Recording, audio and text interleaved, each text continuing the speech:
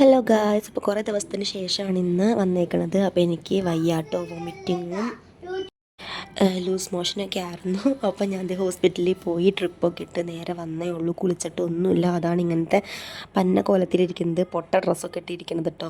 വന്ന് കയറിയപ്പോൾ തന്നെ ഞാൻ കിട്ടിയൊരു ബനിയൻ എടുത്തിട്ടതാണ്. അപ്പം നമ്മൾ ബാഗ് പാക്കിംഗ് ആയിട്ടാണ് ഇന്ന് വന്നേക്കണത്. നമ്മളിവിടുന്ന് നാട് വിട്ട് പോവുകയാണ് ഗായ്സ്. അപ്പം എങ്ങോട്ട് പോകുന്നത് ഞാൻ പറയാം കേട്ടോ. അതിൻ്റെ ഇടയ്ക്ക് സുക്കുംബിയുടെ കുറേ ഷോ ഉണ്ടായി. അവനൊരു വിധത്തിൽ ഞാൻ ഓടിച്ച് വിട്ടു.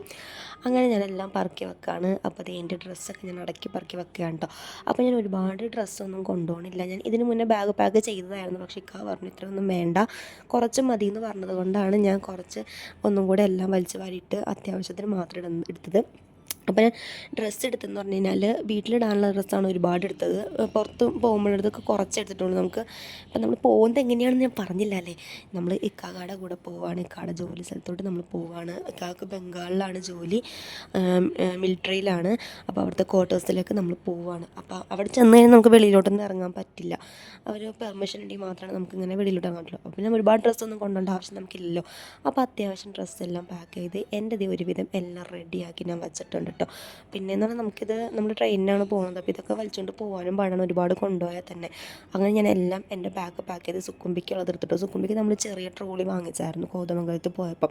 അവന് ഞാൻ അത്യാവശ്യം ഡ്രസ്സൊക്കെ എടുത്തു കേട്ടോ. അവന് എന്തായാലും ഡ്രസ്സ് വേണ്ടി വരുമല്ലോ. അതുകൊണ്ട് അവൻ്റെ പുറത്തിടാനുള്ള ഡ്രസ്സാണെങ്കിലും വീട്ടിലിടാനുള്ള ഡ്രസ്സാണെങ്കിലും ഞാൻ അത്യാവശ്യം എടുത്തു. പിന്നെ അവൻ്റെ കുറേ ആക്രി കൂക്രി സാധനങ്ങൾ എടുക്കാനുണ്ടായിരുന്നു. അതൊക്കെയാണ് അവൻ മെയിനായിട്ട് പറഞ്ഞത്. അങ്ങനെ കുറേ എടുത്തു.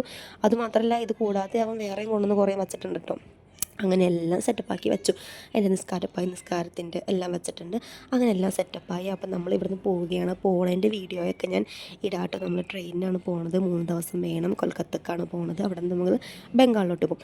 അപ്പോൾ നമ്മൾ പോകുന്ന വീഡിയോയ്ക്കായിട്ട് വരാം. ബായ്.